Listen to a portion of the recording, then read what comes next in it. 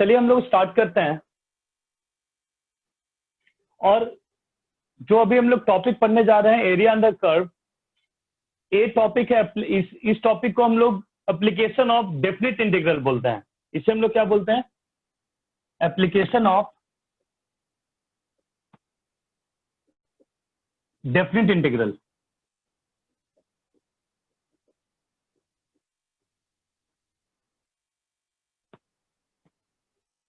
ठीक है, मैं आपको समझाता हूं। यहां पे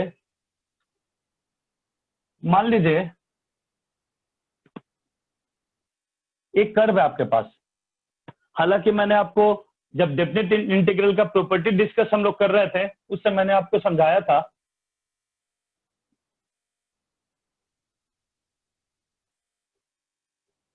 मान लीजिए मुझे ए पॉइंट है, x इक्वल टू ए है, बी है, एक कर्व है। मुझे इस कर्व का ए टू बी एक्स एक्सिस के साथ जो एरिया फॉर्म हो रहा है वो मुझे फाइंड करना है। तो इससे फाइंड करने के लिए हम लोग क्या करते हैं, ध्यान से देखिएगा। हम लोग एक्स पे dx थिकनेस का एक स्ट्रिप लेते हैं, ऐसा वर्टिकल स्ट्रिप। कितने थिकनेस का ले रहे हैं? ax है, और थिकनेस कितना हम लोग ले रहे हैं? dx थिकनेस का ले रहे हैं। क्लियर है? अब आप सोचिए कि जब dx थिकनेस का स्ट्रिप लोगे, dx का मतलब आपको पता है कि x में जब आप इनफाइनाइटेसिमली स्मॉल चेंज करोगे, इनफाइनाइटेसिमली स्मॉल चेंज को हम लोग dx बोलते हैं। अब आप सोचिए एक कर्व है आपके पास, इनफाइनाइटेसिमली स्मॉल आप चेंज करके ऐसे आप बनाओगे, तो आप इमेजिन इसको कैसा करोगे? रेक्टेंगल की तरह करोगे, क्योंकि दोनों हाइट आपको सेम ही लगेगा। अगर आपको क्या लगेगा कि रेक्टेंगल बन गया। आपको कैसा फील होगा जब आप एक्स पे dx थिकनेस का लोगे और आप बनाओगे ऐसा, तो आपको रेक्टेंगल जैसा लगेगा। बट आप बड़ा सा आप ऐसा ले लोगे, ऐसा और ऐसा, तो ये क्या रेक्टेंगल ऐसा लगेगा आपको?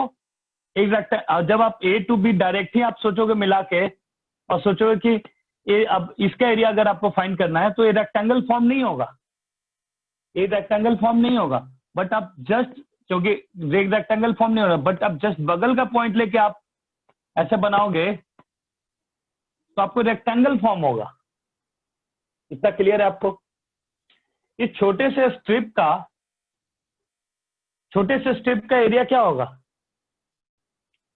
जो आप लोग फिजिक्स में बहुत कर रहे होंगे, एक्स पे जो y एक्स जब होगा तो y क्या मिल रहा होगा? इसको y fx मिल रहा होगा। एक्स पे y fx मिल रहा होगा। एक जो रेक्टेंगल बनेगा आपको, इस रेक्टेंगल जो का एरिया कितना होगा? y होगा, y इंटू dx। इतना क्लियर है आपको? y इंटू dx होगा। और ये आपको कहां से कहां dx, कहां से y इंटू dx होगा, और x कहां से कहां वेरी करेगा? a to b। तो आप क्या लिखोगे? एरिया, और एरिया क्या आ जाएगा? एरिया क्या आ जाएगा? a to b y dx। इतना आप लोग को समझ में आ गया क्या? हाँ इतना समझ में आ गया? फिर से आप ध्यान से देखिए, जो आपको ये स्ट्रिप बन रहा है, इस वर्टिकल स्ट्रिप का एरिया क्या होगा? y लेंथ इंटू ब्रेड्थ होता है ना, dx लेंथ का और विड्थ, dx लेंथ का है और विड्थ कितना है इसका? y है विड्थ, तो y इंटू dx होगा इस छोटे से स्ट्रिप का एरिया। आपको ऐसा ऐसा छोटा छोटा स्ट्रिप बहुत सारा लेना होगा, और रेक्टेंगल को जब छोटा छोटा स्ट्रिप लोगे तो आपको रेक्टेंगल मिलेगा। इस पूरे रेक्टेंगल को ऐड करने का तरीका होता है इंटीग्रल। तो y dx, और x कहां से कहां आपको वेरी करेगा? x वेरी करेगा आपको a टू b। यही क्या होगा? आपका एरिया होगा, एरिया ऑफ शेडेड रीजन। इतना क्लियर है आप लोग को? हाँ सर। जो आप स्ट्रिप लोगे उसमें x कहां से कहां वेरी करेगा? x a to b vary करेगा। तो जब छोटा छोटा आप स्ट्रिप लेके करते हो तो उसको ऐड करने का तरीका होता है इंटीग्रल। जब छोटे छोटे स्ट्रिप को आप जब ऐड करते हो तो उसको ऐड करने का तरीका क्या होता है?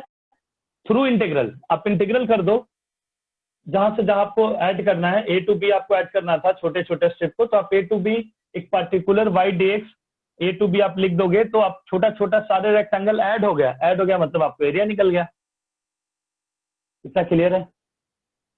अगर मान लीजिए ये तो एक्स एक्सिस के साथ एरिया था, मान लीजिए आप ऐसा है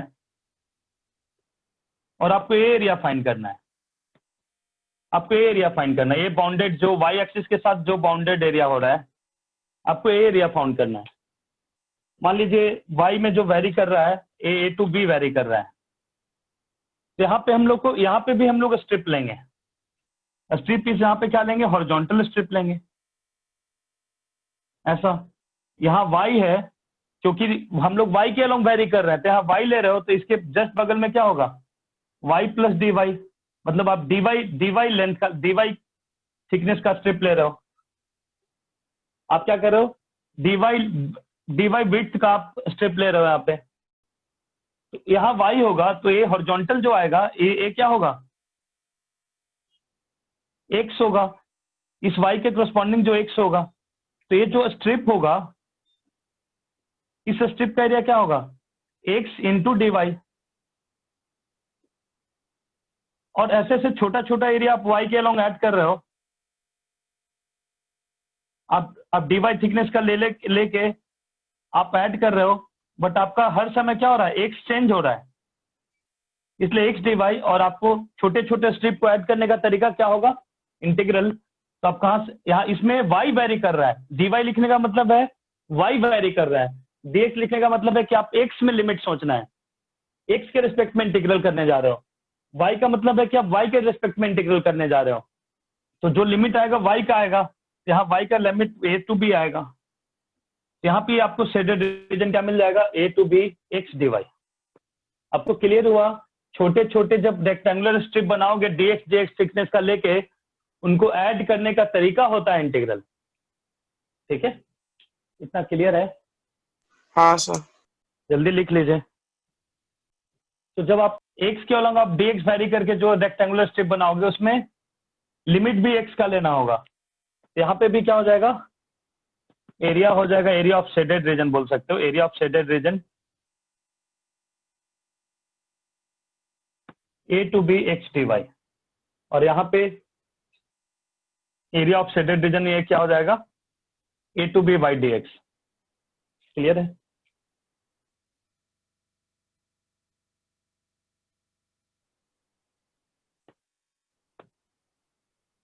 चलिए एक इंपॉर्टेंट बात और समझते हैं हम लोग। मान लीजिए साइन एक्स है, साइन एक्स का ग्राफ है y equal to sine X. ये 0 है, ये पाई है, और ये 2 पाई है। ध्यान से समझिएगा जो समझाने जा रहा हूं मैं। अगर आपको बोला जाए 0 टू पाई साइन एक्स डेक्स निकालो, और किसी ने बोला पाई से लेके 2 पाई तक साइन एक्स डेक्स निकालो, आप निकाल के आंसर बताइए क्या आएगा दोनों केस में। जल्दी से कीजिए ट्राई, दोनों केस में आंसर क्या आएगा।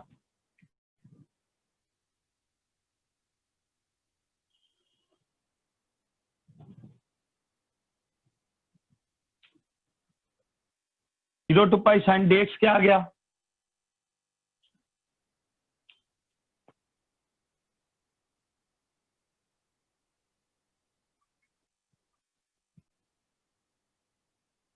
जल्दी बताइए। 0 टू पाई साइन एक्स डेक्स निकल नहीं रहा तुम लोग से? सर 2 और नीचे का पाई से 2 पाई, जल्दी बताइए, इतना इजी क्वेश्चन है, जल्दी बताइए आप लोग। तो उसका भी 2 है। इसका भी 2 है, मतलब मॉड ऑफ -2 है, फिर आंसर तो 2 ही आ रहा है। मतलब मैं समझा नहीं, मॉड रूट क्या बोल रहा हूँ? फिर नीचे वाले का 2 है, ऊपर वाले का भी 2 है। क्या डेफिनेट इंटीग्रल? हाँ नहीं, जल्दी बताइए, जल्दी, टाइम नहीं है इतना। इसका क्या आएगा 0 to pi sin x dx क्या आएगा, क्या आ जाएगा माइनस कॉस एक्स, और यहाँ पे आप क्या रख दोगे 0 to पाई,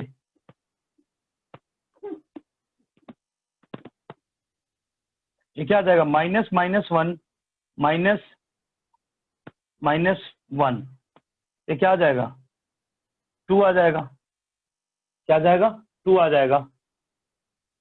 यहाँ पे आप रखोगे माइनस कॉस पाई, सॉरी यहाँ पे रखोगे माइनस कॉस एक्स पाई से 2 पाई, तो पहले 2 पाई रखोगे तो क्या होगा minus cos 2 pi minus minus cos pi,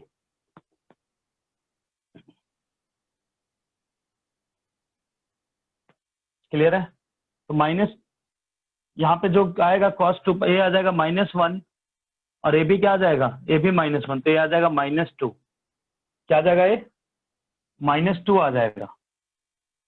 इतना क्लियर है आप लोग को।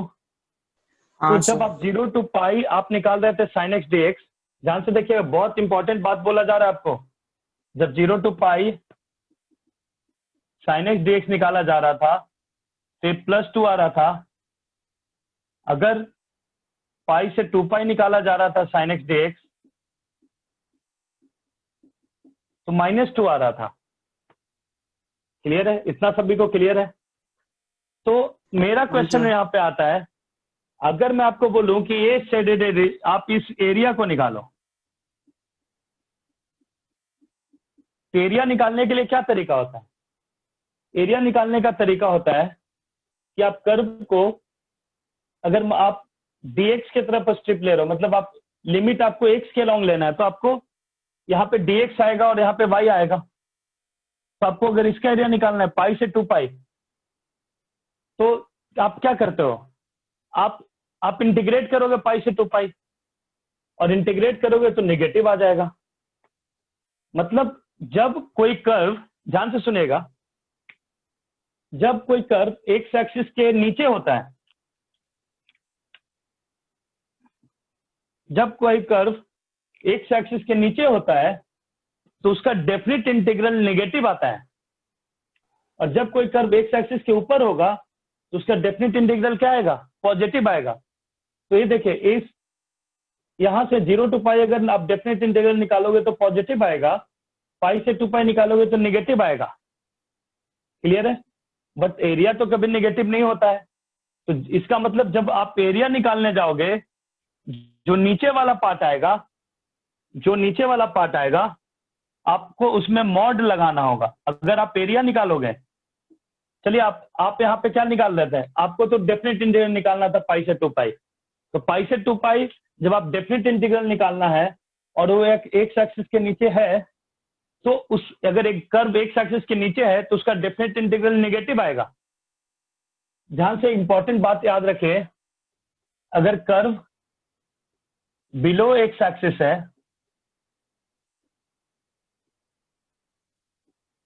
ए to b y D x negative आएगा। अगर एबव एक्स एक्सिस है, ए to b y D x positive आएगा। क्लियर है। डेफिनिट इंटीग्रल की बात हो रही है क्या, एक किसकी बात हो रही है, डेफिनिट इंटीग्रल की बात हो रही है। ये जो हम लोग पॉजिटिव नेगेटिव बोल रहे हैं किसके बारे में बोल रहे हैं, इसका डेफिनिट इंटीग्रल की बात हो रही है।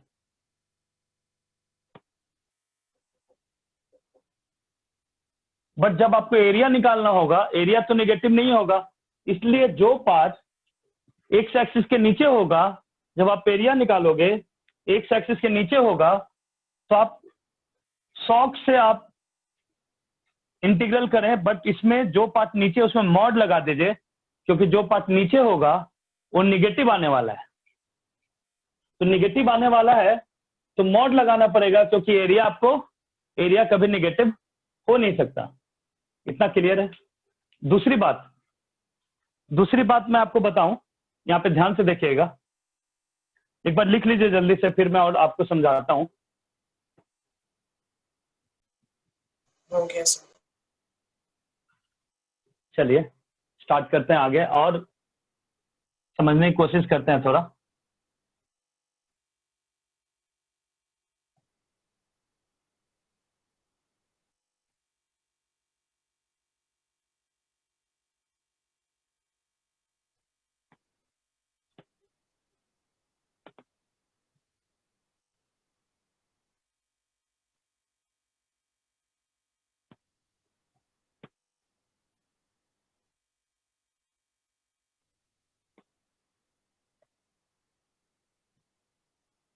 ध्यान से देखें,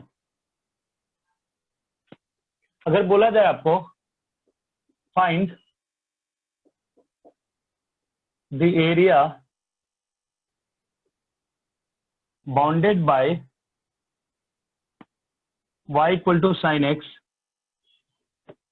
फ्रॉम 0 to 2 पाई, अगर किसी ने, ध्यान से समझिएगा, अगर किसी ने सोचा अच्छा साइन एक्स का एरिया 0 से 2 पाई निकालना है, सर ने बोला था कि application of definite integral he area होता है, तो 0 to 2 पाई आप कर दोगे, साइन एक्स डी एक्स क्या आ जाएगा, माइनस कॉस एक्स 0 से 2 pi minus cos 2 pi minus, फिर क्या लिखोगे, माइनस कॉस 0, ये क्या हो जाएगा, -1 माइनस माइनस 1 -1 प्लस 1 0, एरिया 0, यहाँ पे एरिया क्या आ गया 0, मतलब कहीं ना कहीं आपने मिस्टेक किया है। अब आपको समझ में आ रहा होगा कि ये 0 क्यों आ गया था, क्योंकि आपने डेफिनेट इंटीग्रल निकाला कहां से कहां तक, 0 से 2 पाई तक, ये +2 आ रहा था डेफिनेट इंटीग्रल, यहां से यहां तक का +2 आ रहा था, 0 से π/2 तक का, 0 से, ध्यान से समझिए, आप जब 0 to 2 पाई इंटीग्रेट किया आपने, तो आप डेफिनेट इंटीग्रल निकाल रहे थे, तो 0 to पाई अगर निकालते तो ये +2 आता, और पाई से 2 पाई निकालते तो -2 आता, तो दोनों ऐड करके क्या आ गया आपको 0। आपने डायरेक्ट 0 to 2 पाई किया, आपने डायरेक्ट 0 to 2 पाई किया, तो +2 -2 बन के क्या आ गया 0, इसलिए यहाँ पे 0 आ गया। जबकि अब आपको मैंने थोड़ी देर पहले क्या बताया है कि जो एक्स एक्सिस के नीचे होगा उसमें मॉड लगाना पड़ेगा आपको एरिया निकालने के लिए। तो जब आपको इसका एरिया निकालना होगा, area bounded by the curve, area आपको जब निकालना होगा, तो आप 0 to पाई एक्स एक्सिस के ऊपर है, आप ऐसा ही लिख दो, कोई प्रॉब्लम नहीं है। बट जो एक्स एक्सिस के नीचे आ रहा है उसमें मॉड लगाना पड़ेगा आपको, A2 आएगा प्लस मॉड A -2 आएगा, क्या आ जाएगा 4 स्क्वायर यूनिट, ये आपका एरिया होगा, ना कि 0। डेफिनेट इंटीग्रल निकाल रहे थे 0 आ रहा था, डायरेक्ट डेफिनेट इंटीग्रल निकाल रहे थे 0 आ रहा था। ऐसा इसलिए आ रहा था कि 0 to पाई में +2 आएगा, पाई से 2 पाई में -2 आएगा, और डायरेक्ट आप 0 to 2 पाई निकाल रहे थे तो +2 -2 बन के 0 हो जा रहा था। बट आपको एरिया जब आपको एक्स एक्सिस के नीचे है, कुछ पार्ट एक्स एक्सिस के ऊपर है, तो अलग अलग आपको पीस वाइज करना होगा, एरिया निकालना होगा, और जो नीचे होगा उसमें आपको मॉड लगाना होगा। इतना क्लियर है सभी को, आप लोग को क्लियर है इतना? हाँ सर। इतना क्लियर हुआ आप लोग को कि कब हम लोग मॉड लगाते हैं, कब हम लोग मॉड नहीं लगाना होता, कब हमें मॉड लगाना होता है, इतना आप लोग को क्लियर हो जाना चाहिए।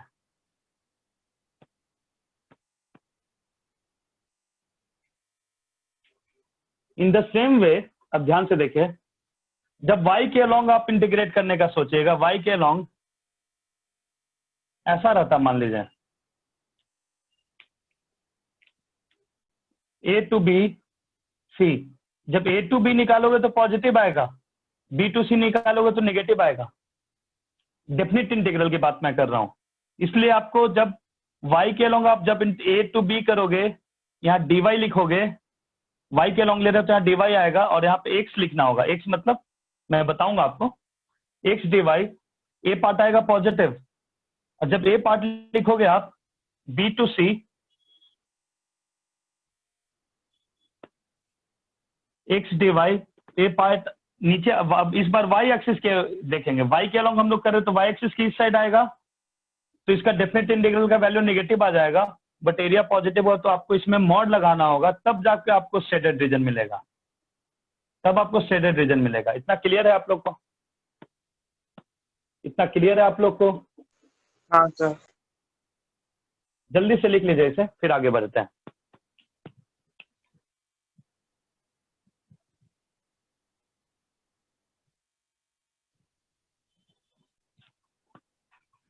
इतना क्लियर है आप लोग को?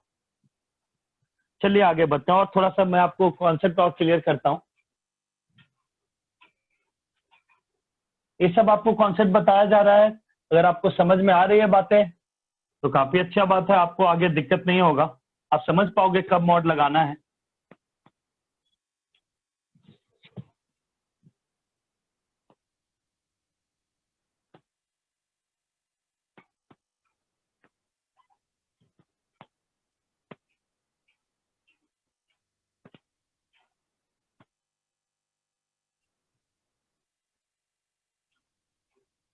चलिए ध्यान से देखें।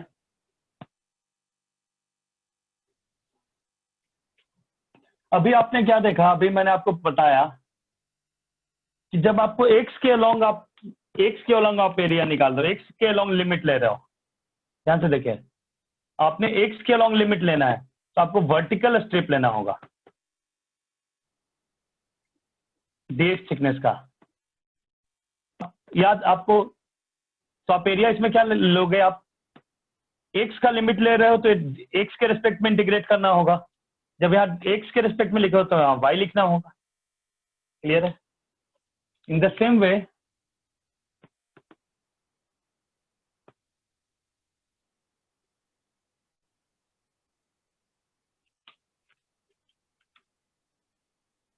आपको एरिया फाइंड करना है।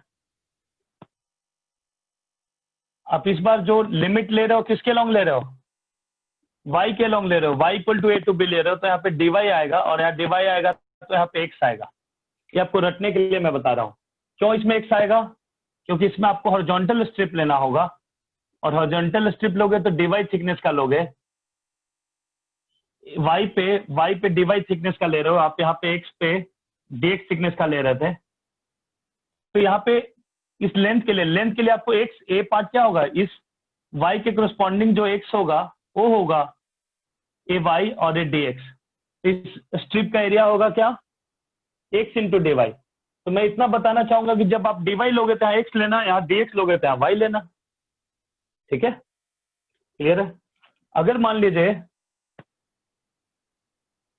दो कर्व है ऐसा और आपको ए बाउंडेड एरिया निकालना है। पहले हम लोग जो बाउंडेड एरिया निकाल रहे थे एक्स एक्सिस के साथ या तो वाई एक्सिस के साथ बाउंडेड निकाल रहे थे, अब हम लोग यहाँ पे दो कर्व के बीच में जो बाउंड हो रहा है ए टू बी में वो एरिया निकालने जा रहे हैं।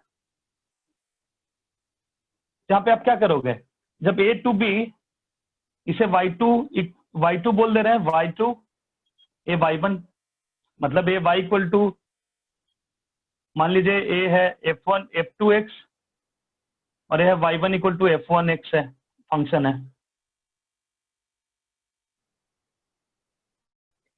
तो इस बार ए टू बी dx x के अलॉन्ग हो रहा है तो आप क्या लिखोगे, इस यहां से यहां तक एरिया निकालोगे, y2 के चलते जो एरिया निकालोगे होगा वो क्या होगा,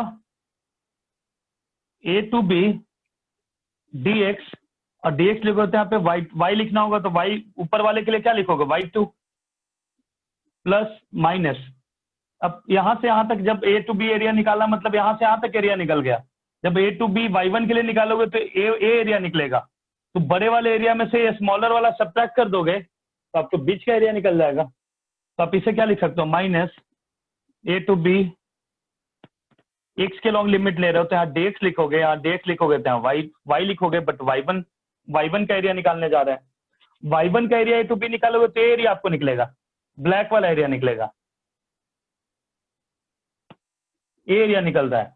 तो हम लोग क्या करें, टोटल एरिया में से ए वाला सब्ट्रैक्ट कर देंगे तो एरिया निकल जाएगा। तो आप ऐसे भी लिख सकते हो, a to b y2 minus y1 dx, या आप ऐसा लिख सकते हो ए टू बी, अब क्या लिखोगे, y of upper curve minus y of lower curve dx, ये भी कर सकते हो। अब आपको मैं थोड़ा एनालिसिस और भी बताता हूं मैं, अब आपको बहुत बेहतर समझ में आएगा। चलिए बाद में हम लोग डिस्कस उससे कर देंगे। अगर मान लीजिए आपको y के अलॉन्ग ऐसा रहता,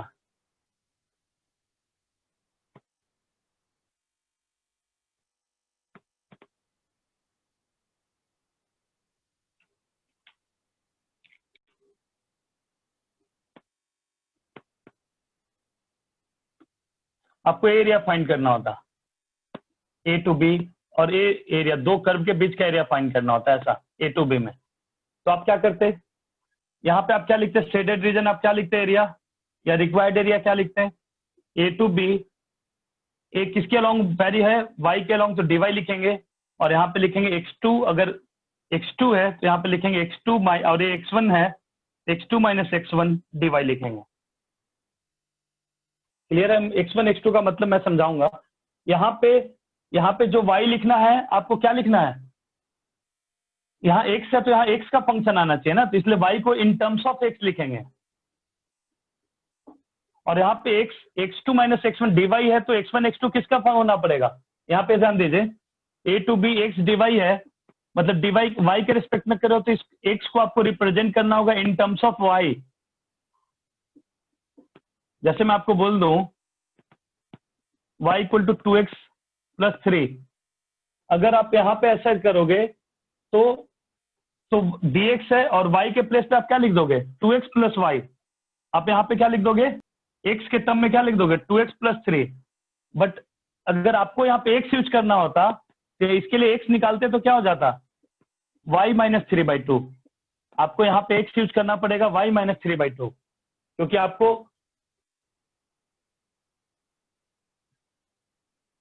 यहाँ पे आपको क्या चाहिए, x चाहिए, तो x in terms of y चाहिए, तो x in terms of y निकाला तो क्या आ गया, y माइनस 3/2। यहाँ पे आपको क्या चाहिए, यहाँ पे आपको चाहिए x in terms of y, यहाँ पे आप x in terms of y निकालोगे तो क्या हो जाएगा, y माइनस 3/2, आप यहाँ पे a सब्स्टिट्यूट करोगे y के टर्म्स में, a वाला पार्ट सब्स्टिट्यूट करोगे। इतना आपको क्लियर है क्या? हाँ सर। लिख लो, फिर क्वेश्चन से आपको ज्यादा समझ में आएगा, एक बार आप लिख लीजिए, फिर क्वेश्चन स्टार्ट करते हैं।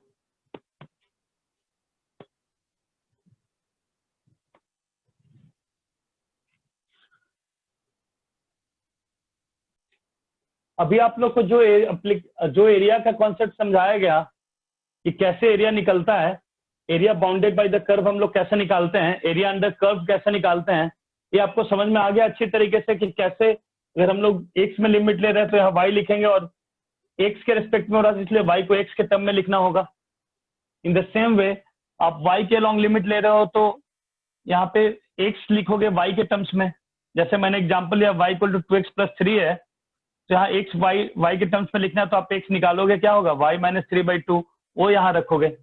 इतना क्लियर है आप लोग को, कहीं पे इसमें डाउट है? मैं आपसे एक बात पूछना चाहता हूं, क्योंकि ये जो टॉपिक है एरिया अंडर कर्व, पहले आपको कर्व ट्रेस करना आना चाहिए, कर्व आपको स्केचिंग द कर्व आपको आना चाहिए। इस क्लास में कितने बच्चों को स्केचिंग द कर्व पढ़ाना होगा, या आप लोग को सबको आता है? पहले नेक्स्ट क्लास में एक लेक्चर हम लोग कर्व स्केचिंग ही सीख लेंगे, ठीक है, उसके बाद हम लोग एरिया वाले क्वेश्चंस पे आएंगे। तो हम लोग नेक्स्ट क्लास में हम लोग कर्व स्केचिंग पहले कर लेंगे 1 लेक्चर, उसके बाद हम लोग क्वेश्चन स्टार्ट करेंगे एरिया अंडर कर्व पे, ठीक है? चलिए, तो आज के लिए हम लोग इतना ही रखते हैं। हेलो डियर स्टूडेंट्स, होप आपको आज का लेक्चर पसंद आया होगा।